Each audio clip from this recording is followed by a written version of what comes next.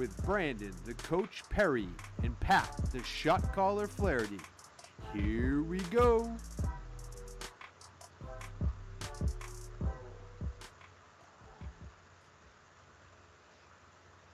Welcome back, everybody. Just to give you a little update, a little inside baseball about what just happened. This is part 2 of our show this week. YouTube actually just kicked us off because we were showing an NHL tweet from NBC, and there's some copyright stuff going on there. Even though we're allowed to show tweets, I think that supposedly we broke policy. Who the hell knows what it is anymore? You should be able to show tweets on this show. But anyways. We just finished up talking about that Caps New York Rangers brawl game from last week. So moving on, we're sticking with the NHL because playoffs are just around the corner. The Bruins' first NHL playoff game is actually on Friday. So we're just going to talk a little bit about, the Bruins' upcoming playoff matchup with the Caps. And I know a lot of people are excited about that. So, Brandon, you're going to kick things off. Yeah, I mean, first, hopefully we get our caller to call back in because he had a great question. Yeah. But yeah, Bruins and Capitals. I mean, we talked about this. If you go back shows a long time ago, we had it on there because Zdeno Chara moved over there. So we were talking about this matchup in the preseason and how they were going to have to pretty much play them tough all season, especially with our captain moving over there. But now come to find out, we're going to have to go through them in the playoffs.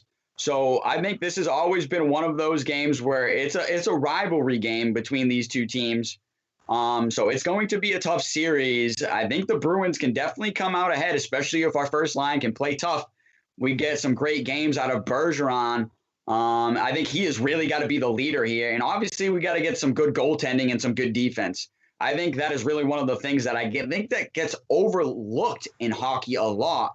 Is the defensive line and how good they play and keeping the puck out of their zone and keeping it away from the net and cleaning things up around the net. I think that's huge. If they can do whatever they can do to help the goaltender, I think that's huge. But I think it gets overlooked a lot by the average fan because everybody wants to see the goals scored and the fights, like we said. But I think, goaltending is really what it's going to come down to. And then, obviously you got the two stars matched up against each other.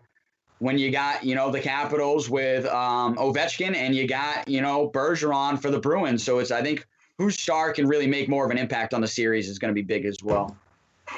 No question. I mean, if you look at the regular season match between these two teams, the Caps actually beat the Bruins 4 out of 7 of the regular season matchups. They played each other 7 times. But if you look at the losses, the first loss to the Caps for the Bruins was in overtime. They lost 4-3. Second loss was in a shootout. They lost 2-1. Third loss, they got spanked. They lost 8-1. Vladar was in net, so he's like their third goalie now, so they don't even use him anymore. And then that was right before they made the trade for Mike Riley. They actually made it that night, and the next day they traded for Taylor Hall. So then the next game they played the Caps with those guys now on the team. They won 6-3, and then they actually just lost yesterday 2-1. In a close one, in a game where it's just so weird to have a regular season game right before you're about to have a 7-game playoff series with the same team. So I almost don't even count that one. So there was really only one bad loss in there for the Bruins against the Caps. And like I said, it was right before they acquired Mike Riley and Taylor Hall, who have been outstanding for them since the trade deadline. So I think the Bruins are actually going to win this series. They don't have home ice advantage, but it doesn't matter as much right now because of the fact that you can't have there's only a small capacity of fans that can go to games. So I think there's a little bit difference with the home ice advantage. The two teams are close to each other. It's not a long flight from Washington from DC to Boston and vice versa. So this is going to be a lot of fun. You mentioned the Chara situation there where Chara is going to be facing his old team that he won a Stanley Cup with and was with for so long. And is probably going to go in as a Hall of Famer. He's probably going to go in as a Bruin. So this is going to be a lot of fun to watch these two teams play each other again in the postseason.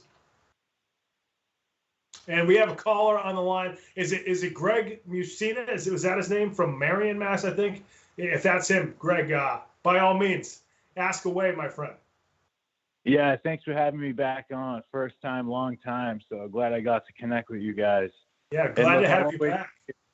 I've been on hold for a while, so I won't waste any of your time. But Yeah, I was just calling. I think you guys passed this topic already, but, I was just wondering with the C's, and the season wrapping up like it is, like we all know it is. I mean, I'm just wondering, I've heard a lot of talk about Smart and trading pieces and new coach. And I'm just wondering if Tatum's worth investing in like this. I mean, I know he's supposed to be great, and I don't want this to be like the time they worked out Kobe and passed on him or anything. And I know it didn't work out so good for us passing on Brady and stuff, but, Brady's the GOAT.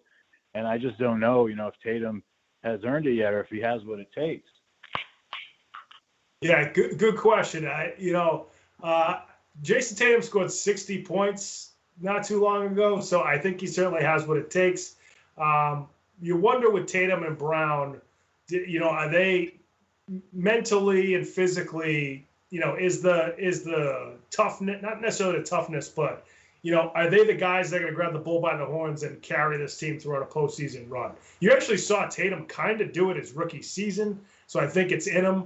I don't know what's going on with the Celtics. It's so weird that the way this season is shaped out. But, all the players seem to play one-on-one. It seems like Tatum and Brown don't trust anybody else on the floor either.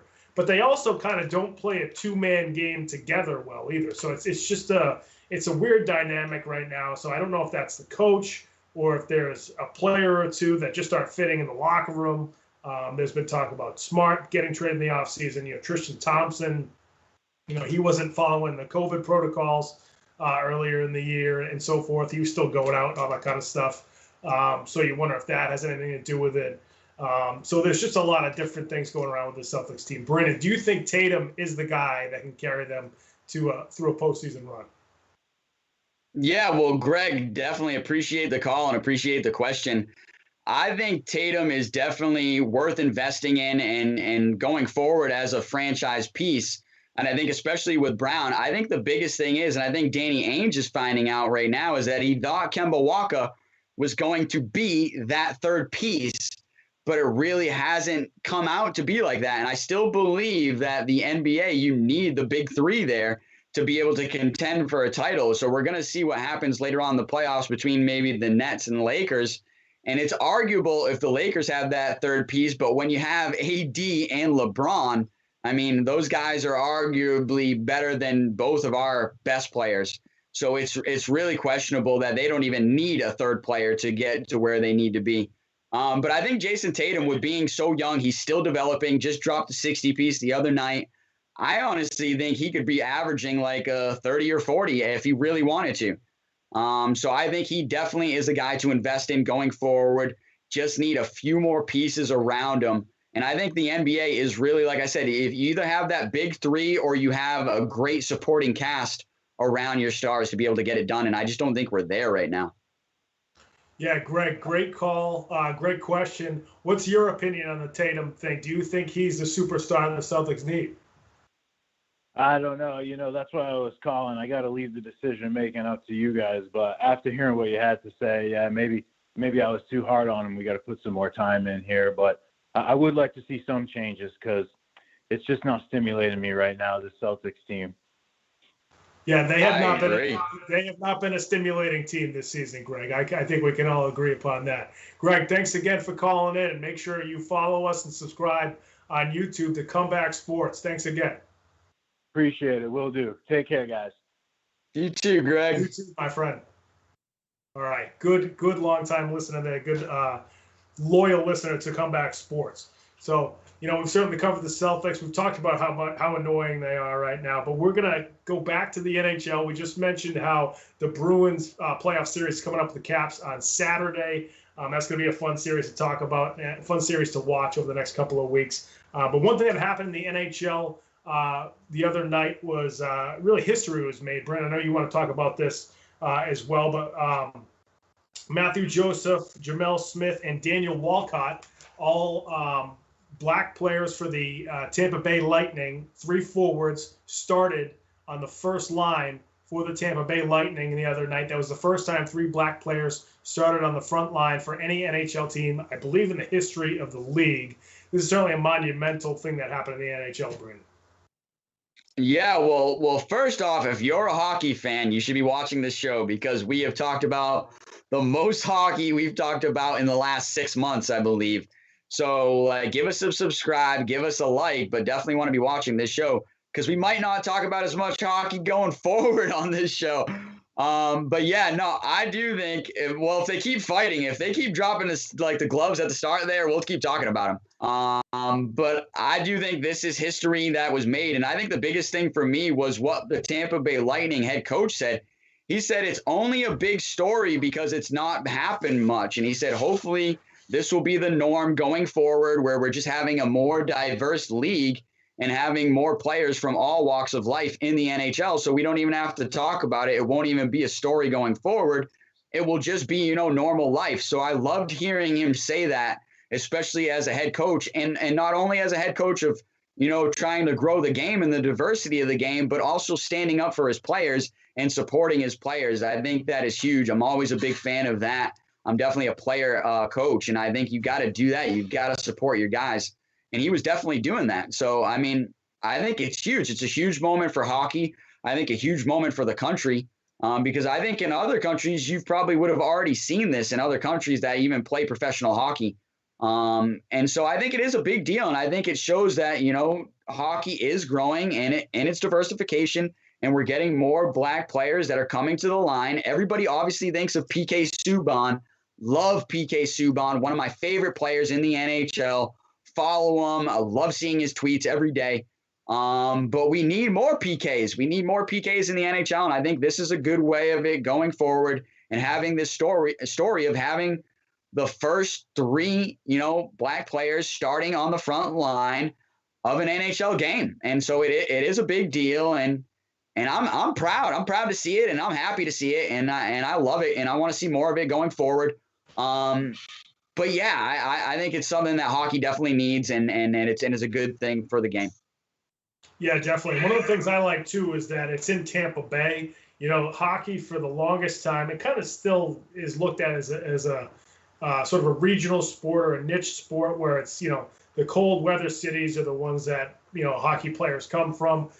But as soon as Wayne Gretzky was with the Kings, then you saw more hockey players come out of California and so forth. So when you're seeing, maybe more black kids want to play hockey when they see something like this, and then it's in Tampa Bay, so you're in a city that's not a traditional hockey town, even though Tampa Bay, over the last 2 decades has been incredibly successful in the NHL.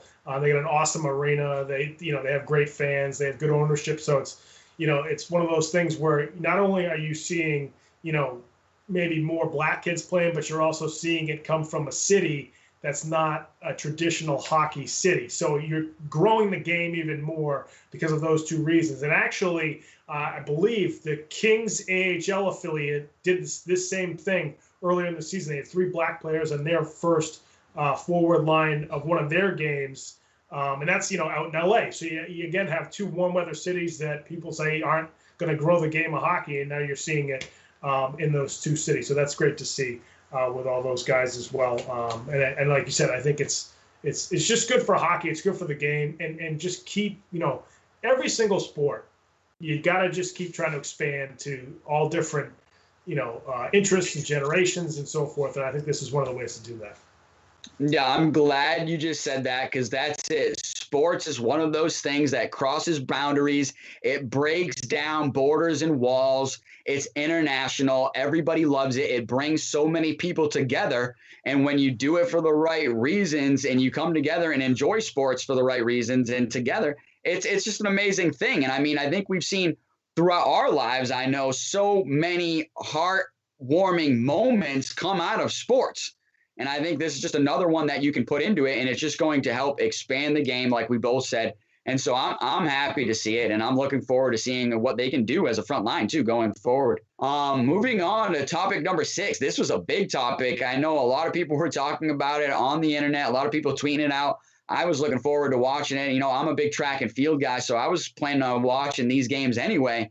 But then when I heard the Seattle Seahawks wide receiver DK Metcalf was going to attempt to run with some Olympians in the 100 meters, I definitely had to catch it. And wow, he actually did himself a good job and put up a respectable time, especially running against Olympians. Yeah, absolutely. I think it shows you 2 things. First of all, you see DK Metcalf next to all those runners, and he looks like a giant amongst the Lilliputians. Like, he's just so much bigger than everybody else. DK Metcalf's a freak. We all know that. He did hold his own in the race, which is pretty crazy, thinking about how long these runners have been training, to come out of the blocks and to use, with all the techniques that they have to use to run faster, to come out of the blocks faster, and so forth. Metcalf hasn't been doing it as long as them, but he showed his just natural ability, and he has been working at it a little bit. But at the same time, you're saying DK Metcalf's this super fast guy in the NFL, and he got blown away in the race. And it just shows you that these track athletes are just so much better than even an unbelievable athlete from the NFL, because they're working on their particular sport even more than this other sport superstar. So anytime we say we're sitting on our couch eating potato chips, drinking beers or whatever, and we're saying we can do that when we see athletes out in the, on the golf course or on the football field or wherever, then you see this unbelievable athlete from the NFL, one of the top sports in the country, and he gets blown away by all these track stars. It just shows you, if he can't do it, there's no way we can do it. So it just shows you how good of runners and athletes and how hard these athletes work to try to get into the Olympics, which I thought was the coolest part of it all. Yeah, no, it was definitely, a chance to qualify for the Olympic trials, which are coming up in 6 weeks in Oregon. Be really looking forward to those, and we'll definitely be covering them. But yeah, it shows the difference between NFL speed and track speed, and we always talk about that. And, obviously, it all came up when he ran down Buda Baker on that interception. He hit top speeds of 22 miles per hour. And he said, hey, I might try my hand in track. And USA Track and Field said, hey, come on out. And so he took them up and took up their offer.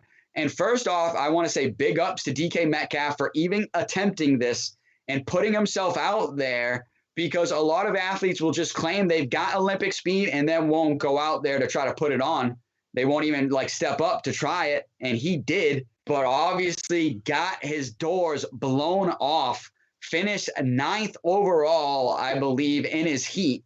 So he got smoked. And like I said, it just clearly shows the difference between track speed and football speed. But not only that, it shows the difference between primetime football speed and Olympic track speed. So he was running against some guys that are going to be running in the Olympic trials and are probably going to be representing us in Tokyo going forward. And I think some of the times that were run on that day were 9.97 and 9.8. And so for him to run a 10.36, don't get me wrong, that is still blazing fast and it is super respectable. But when you're putting it up against Olympian sprinters, you're getting your doors blown off. And he found out that he can't do that. And one of the other things is, I'm a sprint coach, I'm a track coach. If you look at his form coming out of the blocks, he does a really great job. He stays with them for about the first 60 meters. So if I'm DK Metcalf, he might want to try to go to indoor track and run the 60 against some of those guys. And he might actually fare a lot better running the 60 indoor, because after about 60 meters, that's when their top end speed kicked in and their form really kicked in, and they held a lot better form than him, and they just destroyed him in the end there. And that's another thing. He didn't stay down in his dry phase long enough. And then at the very end, the last 20 meters, he falls apart completely in his form, and that just takes away all of his speed. And these guys that go on to win the race and pass him, they just keep great form. And as a track coach, we say it all the time, form is fast. And DK Metcalf just found that out himself. Yeah, no question. I mean, we've seen DK Metcalf run like crazy on the football field, but like you said, when you're not trending with that form, you're just not going to beat those other guys. So that was awesome to see that those, it brought some more attention to sprinting, and we haven't seen it's been so long since we've seen the Olympics. We're used to seeing it sooner. Then it got delayed a year. And now it's like this brought the Olympics kind of back into the spotlight a little bit with having a guy like DK Metcalf do that. So that was really cool. But we're going to switch gears now to the NFL, and talk about the Juwan James fiasco out in Denver. Juwan James, offensive tackle for the Denver Broncos, signed a massive deal back in 2019. Hasn't really so far fulfilled that deal, or at least hasn't lived up to it necessarily with his play. He opted out of 2020 because of COVID, And then this past offseason, he came back to Denver, was actually working out at the facility. And then the NFLPA has been, really kind of beating the drums about not having guys going to the facility right now during OTAs, organized team activities, which are supposed to be voluntary. So there's this this player versus team labor issue going on, which is really what this is about. But James kind of gets in the crossfire here because he was trying to do the right thing, work out at the facility. The players union told him to get out of there, and then he tears his Achilles outside of the team facility, and now there's certain parts of his contract that can be voided because of that injury occurring outside the facility. Brandon, what are your thoughts on this? I mean, this is a tough situation, and I know we're talking about a player that's making millions of dollars, so I'm sure some of the viewers are like, I don't really give a crap, and I totally get that, but this is, I still think, a tough situation. Imagine, going to work and you're preparing yourself for work, or you're going to like I don't know, some sort of like clinic to get yourself better for work, and you get hurt. And then your job's like, guess what? We're not going to pay you. And on top of that, you're fired too. Like, I'm sure people would be like, what? Like, I was just doing all that for my job. And that's exactly what Juwan James was doing. He was working out, trying to get better and improve his craft as an offensive lineman. He just happened to be working out outside of team facilities. And believe it or not, this is the norm for NFL players. Like you said, the players union wants them to be outside of the facilities right now and spend a little bit more time. When it gets closer to the season, they want them reporting. But right now, they don't want them reporting in that. So it is a union situation, but it also is a player situation. I mean, I know if I was making millions of dollars and I maybe was playing for the Denver Broncos, I don't think I'd want to stay in Denver year round. I'd probably want to go home and work out at home and see my family, maybe even go on some vacation. And that's what a lot of these players do. They go home and they work out at home, or they work out somewhere else with maybe professional trainers. And so you can't really knock that.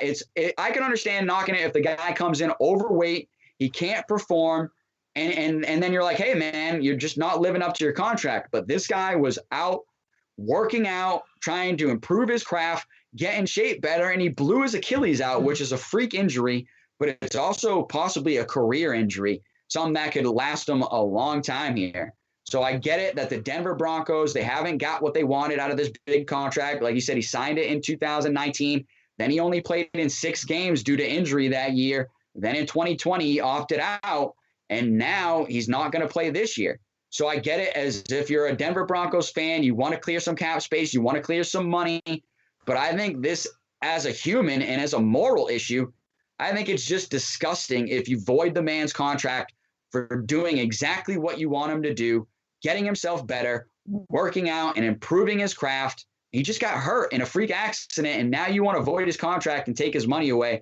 I think it would be disgusting. I was trying to look it up to see if the Broncos have come to that decision yet. And I know before the show, they still haven't determined whether or not they're going to go ahead and void his contract, and even if they're going to cut him. So it's still a situation that is up for decision right now and up in the air. So I hope for Juwan James that they go ahead and they stay true to the contract, at least for this year, so he can get paid, because he did everything right. And I think this sets a tone for players going forward. And if I'm a player going forward, I make sure that in my contract going forward that I have it written out that if I get hurt outside this, the facilities, I'm still getting paid. And especially if I'm a superstar player and I have pull over my contracts like a Patrick Mahomes or Lamar Jackson, or, a superstar like that, I'm going to make sure that in my contract, I'm protecting myself, because this is ridiculous, I think. Yeah, I think, these types of stipulations and contracts are because, if a guy goes skiing and gets hurt, I kind of understand why you'd be able to avoid the contract. Like, you don't need to go skiing, if you go water skiing. There was one year Brady had a video of him jumping off a cliff. Now, if he got hurt, the Patriots could have avoided his contract. They weren't going to do that because he's the greatest quarterback of all time. They weren't going to get rid of him. But, so that's another thing. Like, if this is, Jonathan Ogden back in the day, or Walter Jones, or one of the best left tackles in the league, I think the team's probably not going to get rid of them. But because Juwan James hasn't really lived up to the contract yet, they're maybe okay with cutting bait. Now, here's the other thing. He would have been, if they cut him, let's say they cut him today, he's $9 million of dead money on the cap, right? Because he's still got his signing bonus that they have to pay out. I don't know if that's how much of that is voided, because of this whole thing, but they might have to then file a grievance, and it gets into this labor law thing. The other thing is, if they wait till June 1st, they can actually spread out his cap money to $4.5 million this year and then $4.5 next year. So if they're going to cut him, it's going to be on June 1st or after June 1st, if that does happen. But again, there's going to be Juwan James' agents. They're going to file a grievance. They're going to have to go to some kind of court labor law situation, and that's going to be a mess. So, the Broncos have to figure out, what are we going to do as far as making sure we show that we're taking care of our players, making sure that we don't want this whole mess coming into our offseason and possibly the start of the year, and how the players going to react to that. So when you're a franchise that's still kind of building their team, they're probably not going to be a playoff contender next year. I think they should keep them. I just think that's probably just for them, being on the good graces of their players, they should probably just keep them. The other thing, too, is, this is such a unique offseason, and last offseason was so unique because of COVID. They're trying to keep guys out of the facilities. For the Players Union last year, they couldn't go to the facilities this early, so it's just such a weird time. What the NFL probably should have done is said to every player, listen, you want to work out somewhere other than our facility, we totally understand. Let us know your designated workout facility outside of the team facility, right? So whether it's a sports performance center or whatever, we know that you're working out there. And then if you get hurt there, then we won't void your contract. It'll be like you're working out at the team facility and then you get hurt. Because then they're under like a trainer supervision. They're not going to try to get hurt at a sports performance center. They're not being reckless. They just got hurt working out. So if they had a designated training facility that's either near their house or wherever they're working out, there's places in Arizona and LA that a lot of players go to. Brady worked out in Montana all the time. Have a designated place like that that's almost like being at the actual team facility, but you're remote because of COVID. If the NHL had drafted something like that where they could adapt that for this particular offseason, I think then we would be in a better situation here than we are now. So it's going to be it's a labor law thing. It's like when Brady got suspended for Deflategate, that was a big labor law thing too. It became bigger than just a player. So that's what this is going to turn into, especially if the Broncos cut bait with Juwan James. Well, first off, hey, if you're liking what you're seeing here, give us a subscribe, give us a like, give us a follow, give us a call into the show, because we're going to provide more quality content going forward. But yeah, I think it comes down to a couple of things too. I think every now and then you get a situation that redefines the market. And I think this is going to be one of those situations going forward, because you've seen a lot of NFL players, including Patrick Mahomes, commenting saying, wait a minute, this guy's going to get his contract voided for working out. So I think you've already heard the players' voices on it. So I think it already is redefining the market. And I think it's one of those things where if I'm the Denver Broncos, I think they should really think wisely about this, because remember, you have to bring free agents into your team too. And if you go ahead and you scare off players, then I know if I'm a free agent player and they void this contract, that I'd be thinking about going anywhere else but Denver, the Denver Broncos, because they're not backing their players and they're not going to support them going forward.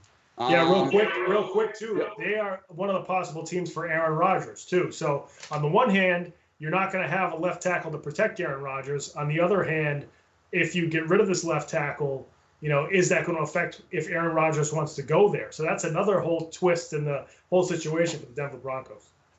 Yeah, man, they got a big decision to make with this, and I think you might be right too. They might be really thinking about like trying to stretch out that money and waiting until June 1st. So we'll keep eyes on this this situation going forward. Moving on to topic number 8, Tim Tebow back in the NFL, signs with his old coach. And I think that's one of the main stories, honestly, signs with his old coach and Tim Tebow back in the NFL. I can't believe it. Honestly, I'm shocked. Yeah, I'm surprised he's back. He's 33, which makes me feel old. I remember watching him in college. I'm surprised he came back. He was in the minor league baseball system for the Mets for a while, and then they just released him, I think, this past offseason leading into this year. So is TEBOW just kind of like running out of options, and this is the next thing that he's going to try to do? I know a lot of teams said when he first came into the NFL before he got drafted in the first round by the Broncos, you might be better off being a tight end or an H-back or one of those types of players that they can move all around the formation because of his size, because of his athleticism, he's got good hands and so forth. And now he's finally doing it, 11 years later. So you wonder if he did this in the beginning. Obviously, he wouldn't have been a first-round pick, but maybe he would have had a longer career in the NFL. Some people have a problem with TEBOW coming back to the NFL. I don't. They're signing him to be a tight end. And number two, he's going to make, I think, $700,000 for the year if he makes the team. So this is just an easy situation for the Jaguars. Bring him in if he works, great. If not, we can cut him, and that'll be the end of it. Yeah, I honestly like that he's coming back. I was shocked, like I said, that he was coming back at this age and with the big gap of being out of the game and then coming back and playing a totally different position. I think that's the only thing that shocked me. But honestly, I think, he could have done this earlier in his career when they were saying, hey, we just don't see you at quarterback anymore. Then that was the time that he needed to make the switch. He could have been playing in the NFL this whole time, I think, as a tight end or an H-back or even as a running back, because it gives you a lot of options. And first off, before I get into those options football-wise, my one question is, this was the original guy that took the knee. Is he going to come back and take a knee during the anthem and pregame? Because he took a knee, obviously, for a totally different reason, right? But this was the first guy that took a knee during the anthem and in pregame events. So I'm really curious to see if he's still going to be doing that. I personally liked when he did that, honestly, and people didn't like that then because of the whole religious thing that he was bringing into the game. But I honestly loved it. I'm a big TEBOW fan, was a big TEBOW fan when he was in college. And let's get into the football now. I still think he's got physically at 33. I still think if you get yourself in top shape, you can still play. I think he can still do it. All right. So it's one of those things where I think he's going to get to see what we wanted to see a long time ago, was him playing tight end, H-back, and running back. So if I'm the offensive coordinator for the Jaguars, I'm saying, hey, man, this is a risk-reward situation, right? It's a low risk because we can just cut him if he doesn't pan out. But it's a high reward because now if this guy plays good, I can move him all around, okay? And I can guarantee you this one thing, you will see him throw a pass. You will see him throw a pass. It's going to be either out of the backfield or they're going to throw him a screen, and then he's going to throw it downfield because the guy can throw. And one of obviously his most famous throws and one of his best moves in college was the jump pass. The jump pass to the tight end over the middle in the end zone, down in the red zone. I could see you putting this guy in the backfield with Trevor Lawrence, having him hand the ball off, and then having him do a jump pass to the tight end. And, hey, if you're NFL defenses, I already called it, man. Start studying it because I know it's going to happen, and I'm calling it right now. Producer Ben, get ready to pull this up during the NFL season because I know it's going to happen. I'm telling you, this guy's going to throw a touchdown pass. But I want to see if he can catch and how good he is catching and running after the catch and running people over. There's his jump pass right there. He's the king of the jump pass, honestly. But I really want to see what he can do with the run after catch because I honestly think if you hand him the ball off as a running back, I think he's just naturally going to be fine. But if you line him up as a tight end and he runs a route, what can he do? Running a route, catching the ball, and run after catch. I think that's one of the questions that we all have going forward. But we're going to get to see it, and I'm kind of excited. I think this is good. I think it brings eyes to a team that needs some eyes on it. Obviously they got the number one pick, and that helps too. But I think this helps. It's going to help them sell some tickets in Florida. This guy is a Florida legend, believe it or not. He still is. So I think they're going to sell a lot more tickets going forward, and I like it. I want to see what Tim Tebow does. I'm definitely not going to buy his jersey, but I want to see a Tim Tebow touchdown pass this season. Yeah, I mean, if you have trouble picturing what Tebow's going to be like, I mean, just think of Taysom Hill. And that's probably how they're going to use him in Jacksonville. It's similar. I mean, it's not the hardest thing in the world. Yeah, maybe even better. We'll see how it goes. But why not? If he's a guy that's a security blanket for Trevor Lawrence or whatever, why not try to use him? Urban Meyer obviously knows what he can do, so we'll see what happens there. That's going to be very interesting. Moving on to baseball real quick, and we're here in Boston. The Red Sox are playing great. We're talking about them throughout the summer and so forth. But right now, the Oakland A's have just said that they might want to leave Oakland. They've been trying to build a new stadium in Oakland. It seems like forever. The Oakland Coliseum is just a dump. I mean, that place has been beat up, and it was a football field and a baseball stadium when the Raiders were there, and it's just not a great stadium. All these teams have either phenomenal new stadiums or they have classic stadiums like Fenway, or Atlanta just built a new stadium. The Yankees have a new stadium. The Nationals have an awesome stadium. Oakland's saying if we want to bring more fans in, which they have struggled to do. If we want to, get more people, to these games in Oakland, we need a new stadium. And I believe what happens, the Oakland City Council has still not approved it or has been reluctant to approve that. And I think they're going to try to use taxpayer money to build the new stadium. And they haven't approved it. They haven't said yes. So Oakland's saying that we're going to look elsewhere. I don't blame Oakland. And, if you want to see what happens here, if this is going to be detrimental to Oakland, go look and see what happened when the Supersonics wanted a new arena in Seattle and see what happened then. They ended up moving out of Seattle to Oklahoma City. So we'll see what happens here. But Brandon, what do you think about the A's saying that they want to move out of Oakland? I mean, just look even closer. Look at the Oakland Raiders are now the Las Vegas Raiders. They wanted a new stadium as well. They wanted them to invest in a new stadium. And I think the Raiders clearly got the message that it wasn't going to come soon enough. And so they moved out of town and they moved to Las Vegas. And personally, I can't wait to go watch a game in Vegas, honestly. And I think that was the right move. But I also think this is a sad move for Oakland. I mean, I love having Oakland and having Oakland franchises. So it's one of those things where I think Oakland has a big decision to make right now. We've already lost one franchise. Are we going to go ahead and lose another franchise? And you bring up a great point. The Seattle Sonics are still not even back yet. So it's one of those things where if you lose your franchise, you may never get them back. And it's another thing. Ask St. Louis. The St. Louis Rams are now the Los Angeles Rams. This happens a lot. If you don't give these teams the money and the revenue they need to build a new stadium, they just leave you and they go to a city that will help them out and will give them a new stadium. Even look locally here, the Pawtucket Paw Sox. Man, that stadium was dookie, was falling apart. They said, hey, Pawtucket, Rhode Island, we need some money. We want to build a new stadium. They didn't want to do it. And for our viewers, this is the minor league team for the Boston Red Sox. Pawtucket said, hey, and Rhode Island said, we don't want to put taxpayer money into it. So they said, okay, well, guess what? We're going to Worcester and we're going to Massachusetts.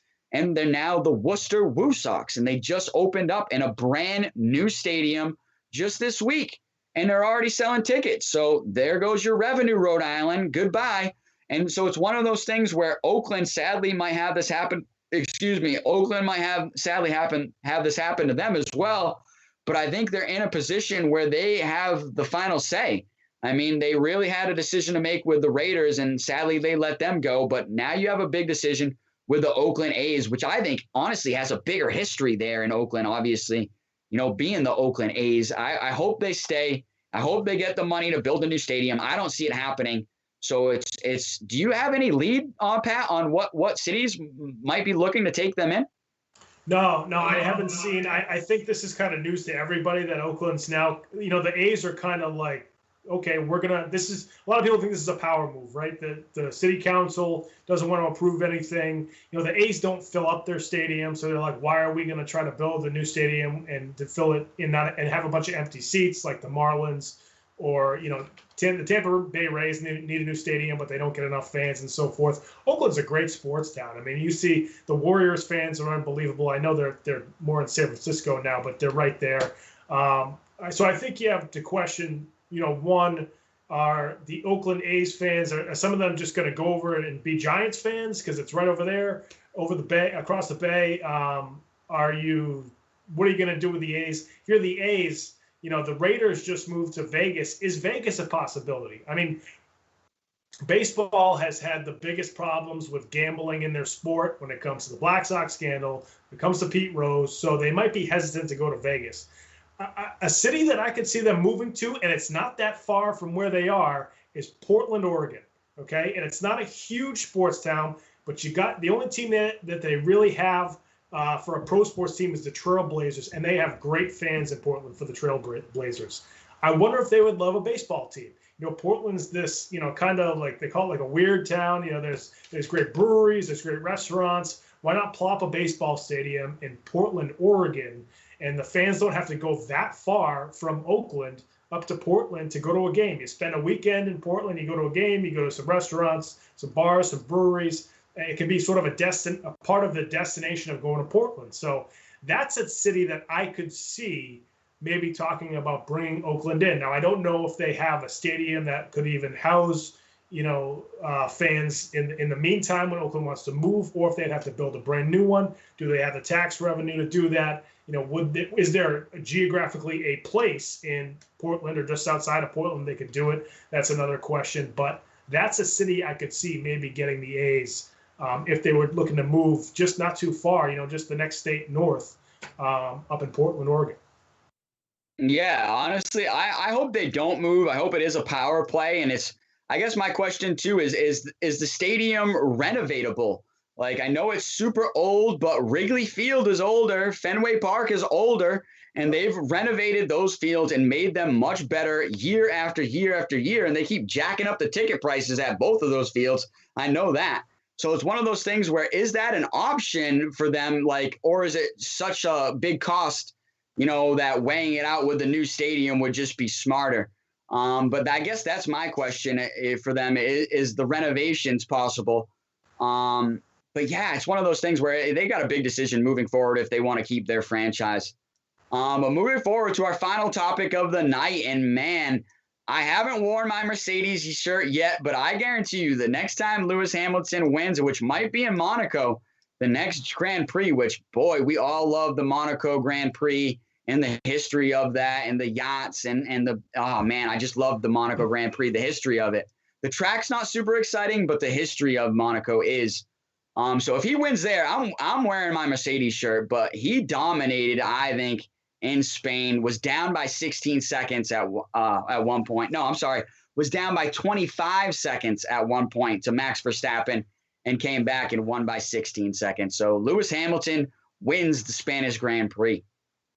Yeah, I mean, Hamilton continues to dominate here. Verstappen won, a couple of weeks ago at Romagna, I think is the name of the track that he was at.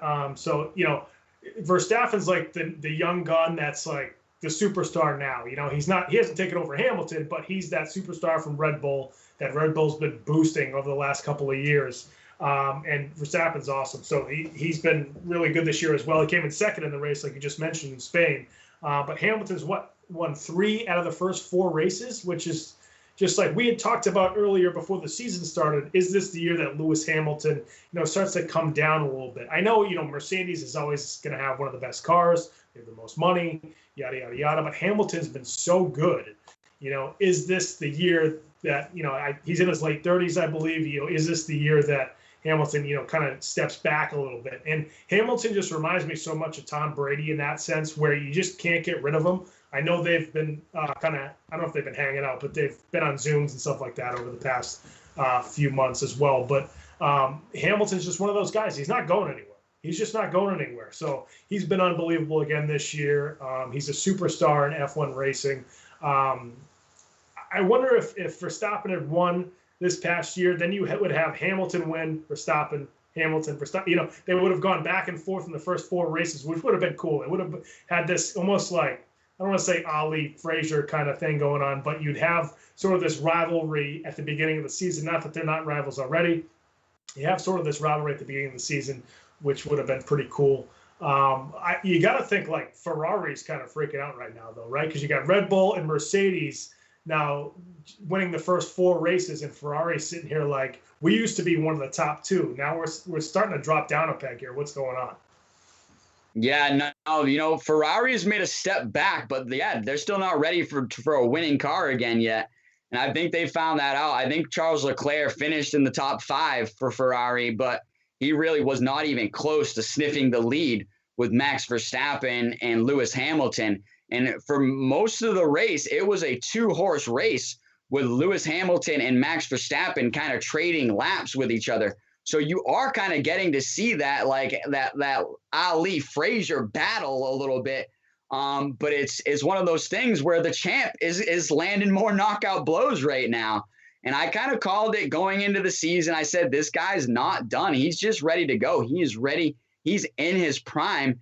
And he even said it himself. He was looking forward to the competition this year. And he said that he was going to turn up his abilities to respond to the competition. And I think that's exactly what we're seeing right now. He won the first race. Max Verstappen responded and won the second race. And then he said, okay, now it's game on. Let's see who can win the third one. He did. And now he's come back and win the fourth race as well. So he's won 3 of the first 4 races. I think he's really sending a message to not only Max Verstappen, but the rest of the grid that, hey, I'm going for my 8th championship, and I'm going to put myself up there as the greatest driver of all time, passing Michael Schumacher and potentially passing Senna when we talk about the greatest drivers of all time.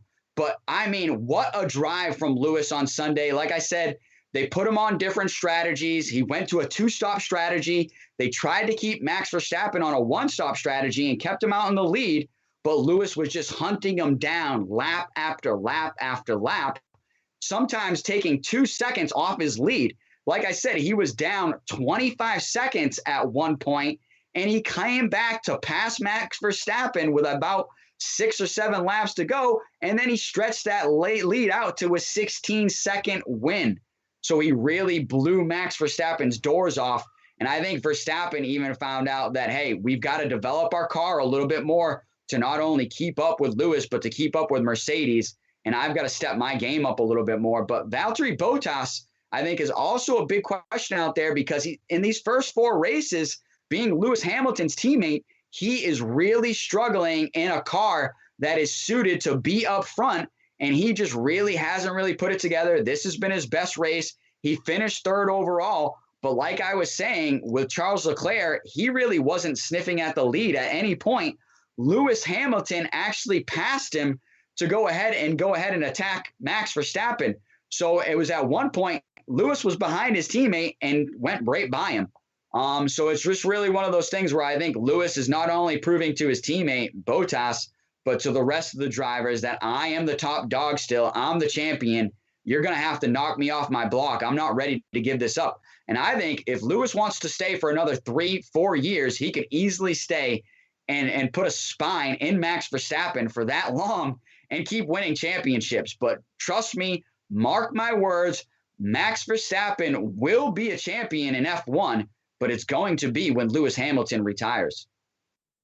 Yeah, it's just crazy, the guys like this that just don't go away, you know. And like I said, if you're Verstappen or any of the other younger guys that are still trying for their first championship year, you know, they keep looking up at this immovable object in Lewis Hamilton, which is, it's getting boring to talk about because he just wins all the time. And just like we said with Brady. So it's just awesome to see. And again, we talked about how we always want that guy that everybody's reaching for, that everybody's striving for, and that's Lewis Hamilton. So he's good for the sport. And like you mentioned, if his partner doesn't get it going, I mean, we've seen drivers, you know, teams go after other drivers in other cars. If you're Mercedes, you got the top car, you're the top team, you've got the top driver.